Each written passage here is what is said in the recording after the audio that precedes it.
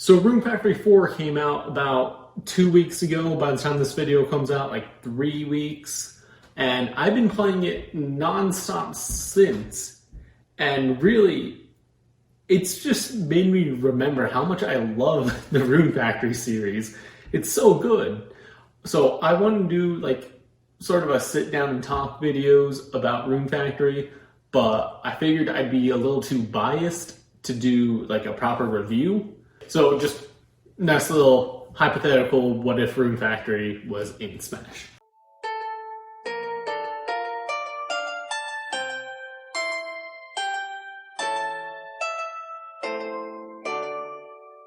Okay, so first we have to figure out like who would be like the representative for the Rune Factory series.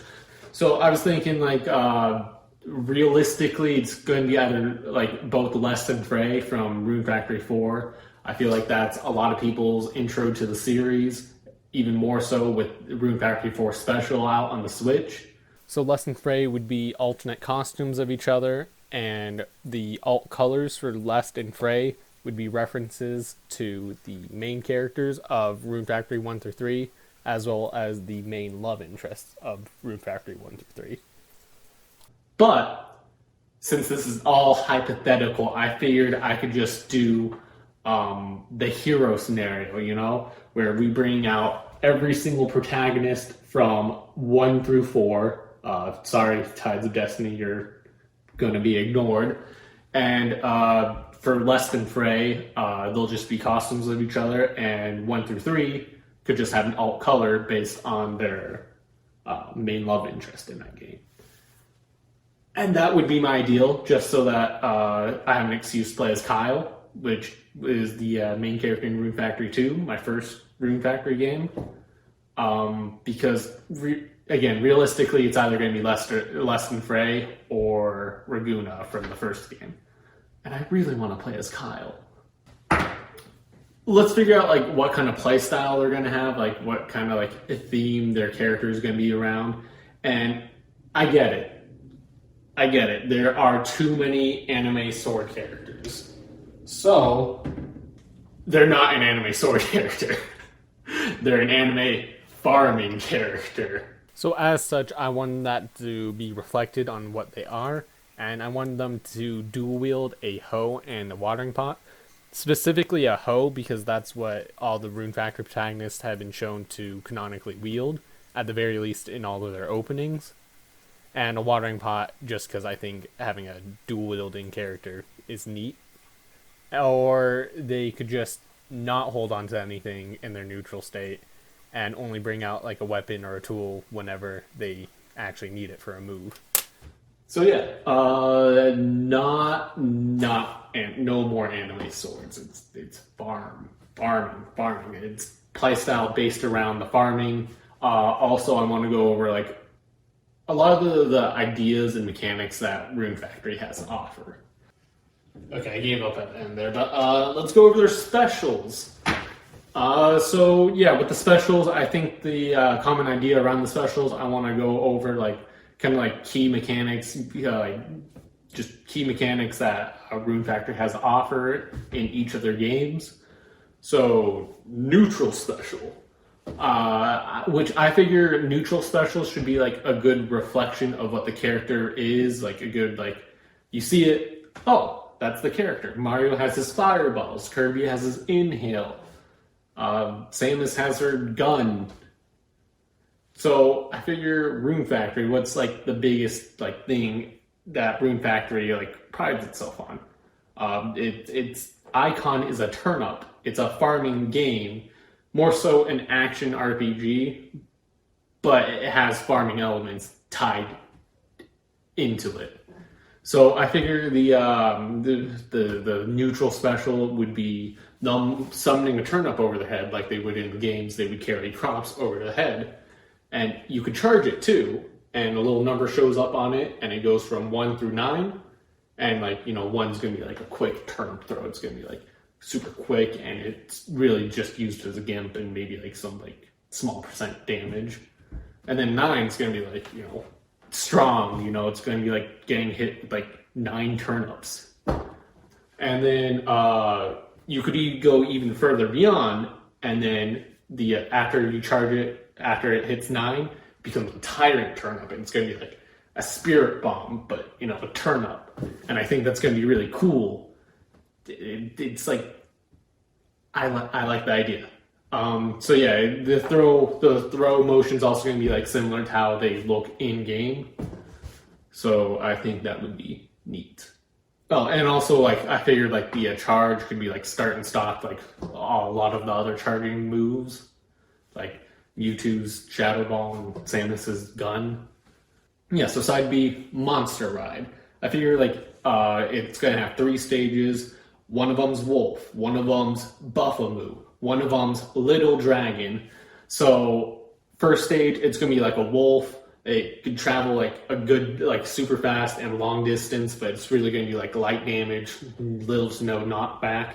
And then Buffamoo, it's gonna be even heavier, and it goes like a good distance, and it does like good damage and knockback. And then Little Dragon, it's really only gonna do like 2 steps, and it's going to do like heavy damage, heavy knockback, could even do burning damage. But this, you can't stop the charge, you have to like commit to like what you're doing. And also I figured it'd be funny if like if you used it in air, because like none of them can fly, not even the Little Dragon, it doesn't have like proper wings. It's just, they're all going to like kind of fall at like a downward arc, not even really going to do any like horizontal distance. But you could also, I figured it'd be funny if you could Yoshi jump off of them, get like an extra jump. So yeah, and like you'll be frowned upon because you're killing dogs when you do this. Yeah, it's pretty much like a mix between Wario Spike and Fox's side B. And then up B is Escape, which is pretty much just a teleport back out of a dungeon or back home kind of feature. And it's just going to work just like any sort of like teleport move in Smash, like all the teleport up Bs, it's going to be like very similar. It's not going to have like a hitbox at the end of it though, because it's purely a recovery and escape kind of move. Down B, right. Down B I'm going to have to get to later. It's not a counter, I swear.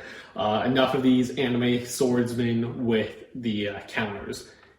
But let's go over the Smash attacks. So the Smash attacks, I want to cover over like all of the farm equipment.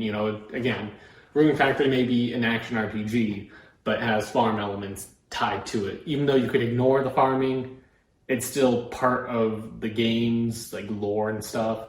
So I figure it's important to like include it into like the move set. So the Smash attacks are all going to feature the 3 main components of farming: the hoe, the watering cane, and seeds.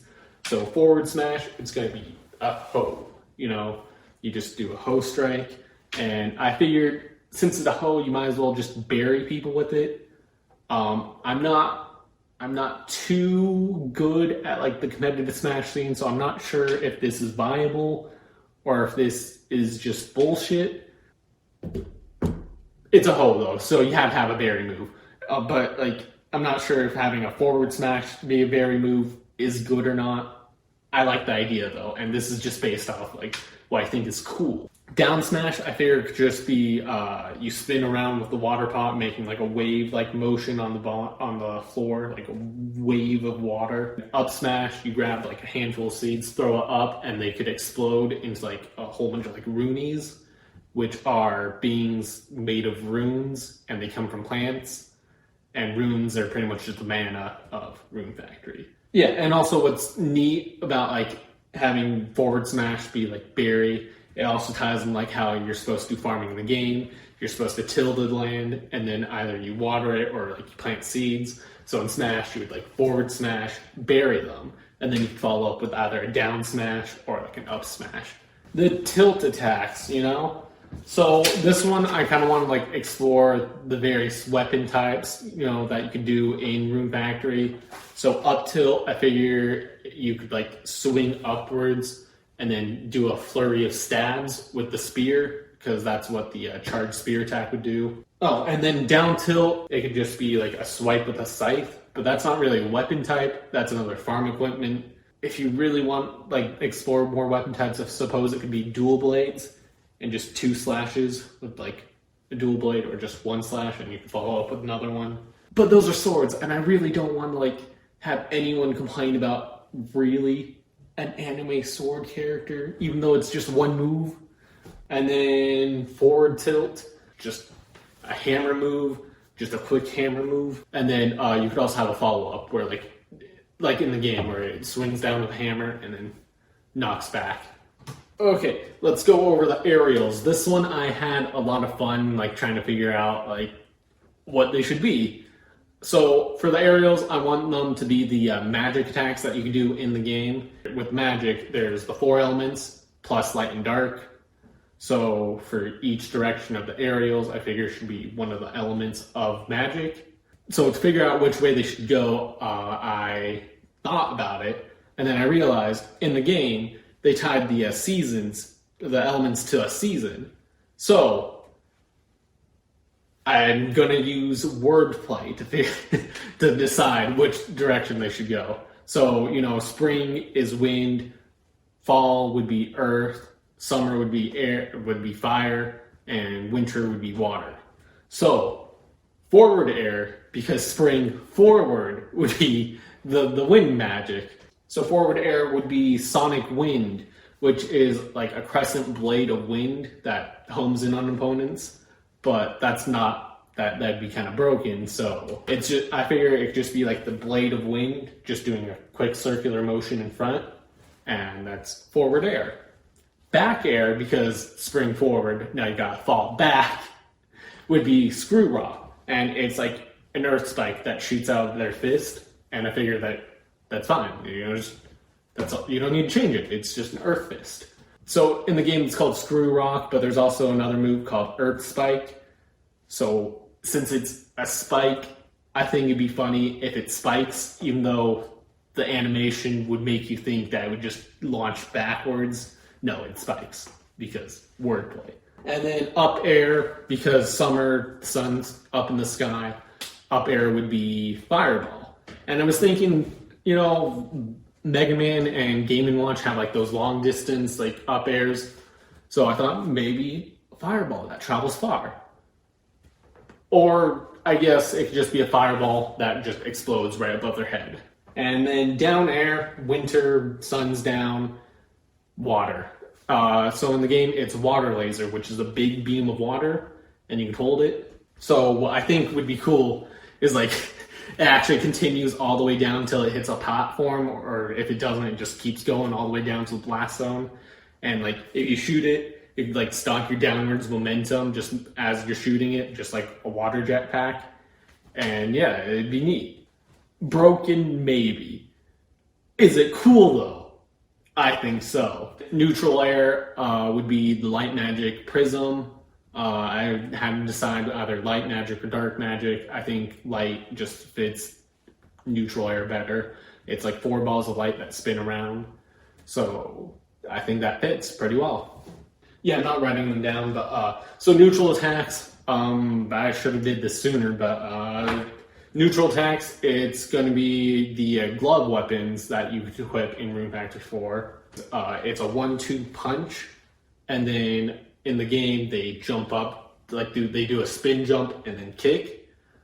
But I'm not sure how well that could combo. So I figure like instead of a large jump, it could just be a spin jump like in place, and then a downwards kick. So 1-2 punch, jump, kick, and then I figure like the jump could also have a hitbox, and then the kick downwards. Yeah, if you're by like a ledge, I think it'd be funny if like the kick downwards keeps going down, and like if you get someone stuck in that combo, they just get launched down, and then you can jump off. So the dash attacks, you can kind of just do like any of the dash attacks that you would see in the game, but I think that's kind of lame. They do have weapon rune abilities, which I haven't been able to cover yet, and one of them is for punching. And it's like a dash attack, and you do like the anime, like disappear for a moment, then reappear in front of your opponent and punch. So I think that'd be cool for a dash attack. Just instead of like reappearing in front of your opponent, though, it'd just be like a set distance, but you do disappear during that distance.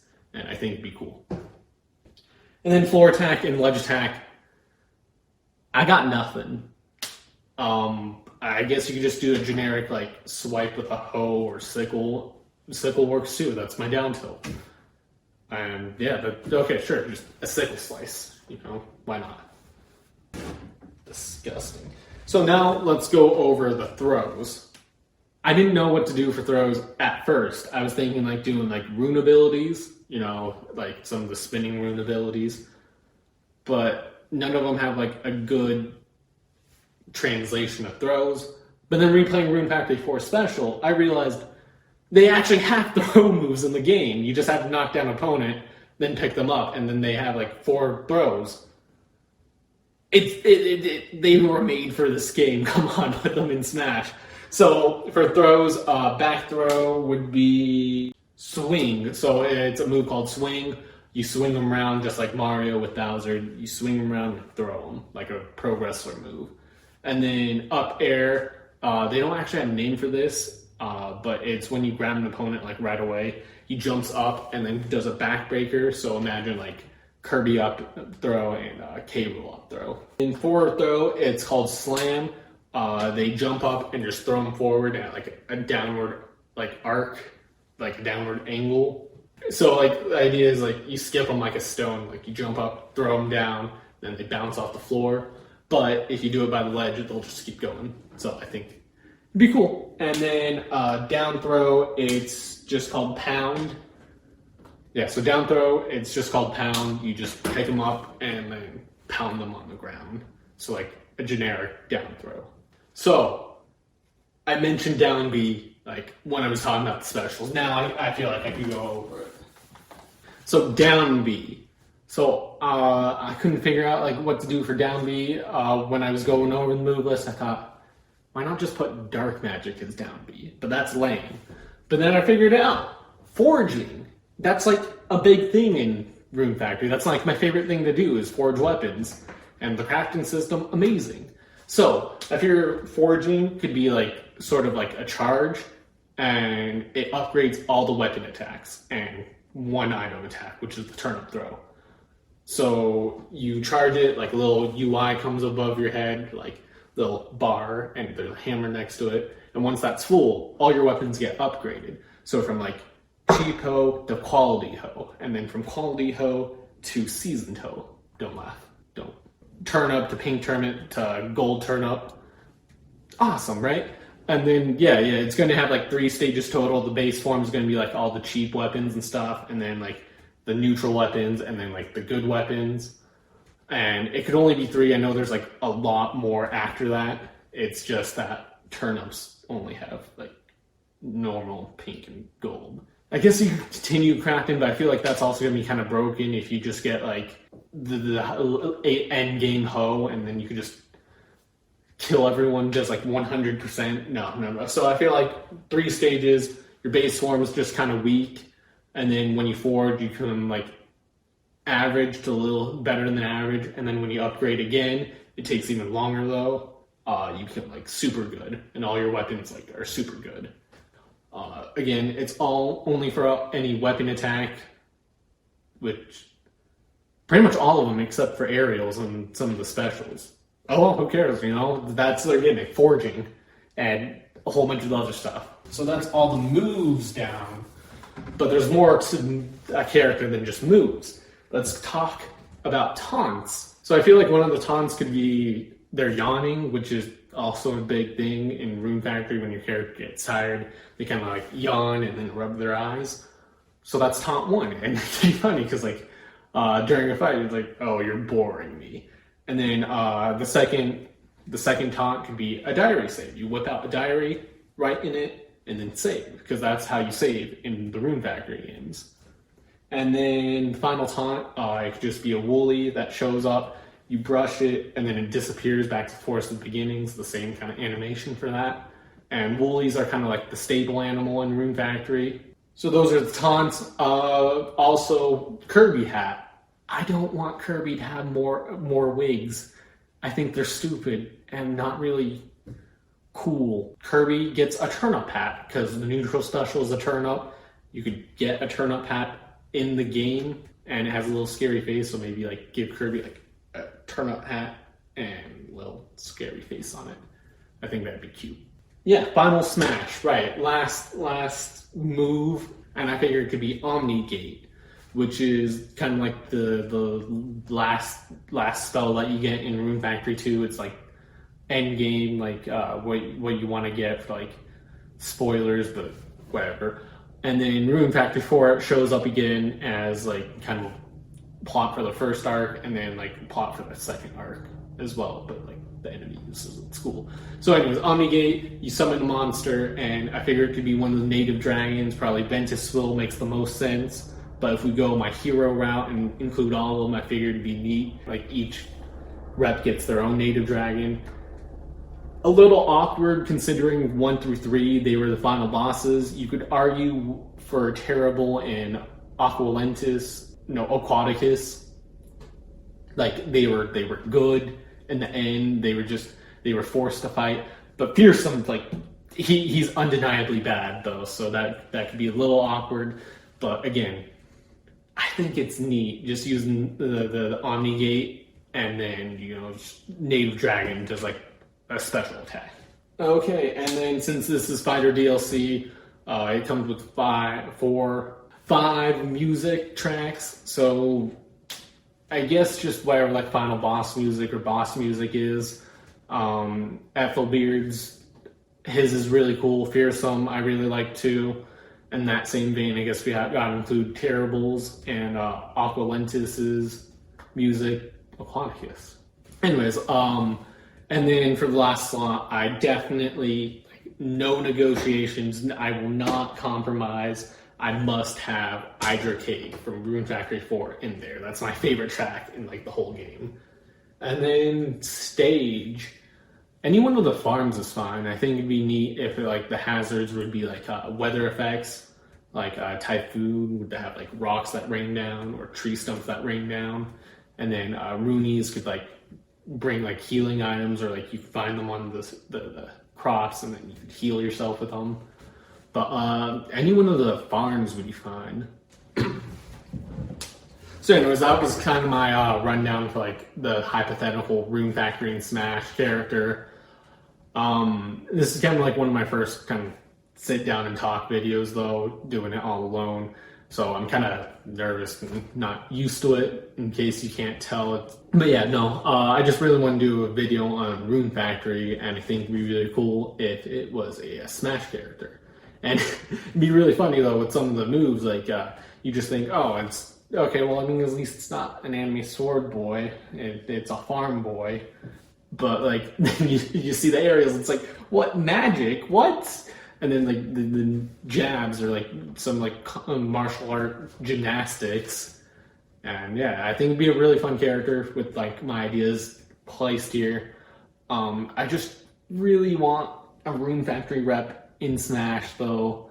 I'd be okay if they were just terrible, and even if they were a sword character, I'll deal with it. But yeah, I want to do a video on Rune Factory. I figured like discussing a Rune Factory character in Smash would be kind of neat. Anyways, but yeah, this end video, play Rune Factory. It's a really fun game.